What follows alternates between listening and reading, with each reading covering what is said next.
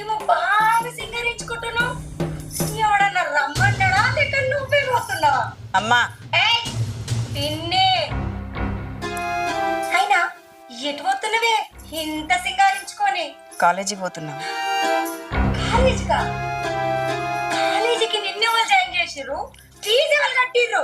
ఏయ్ నేనే కట్టినా, నేను కాకుంటే ఇంకోళ్ళు కడతారే. నువ్వు బాగా మాట్లాడుతున్నావు. బిడ్డను పట్టుకుని ఏం మాట్లాడుతుంది తెలియదా? కొంచెం పద్ధతి లేదా? వాళ్ళు వేరు ఇది వేరా? నీ బిడ్డ కాదా ఇది?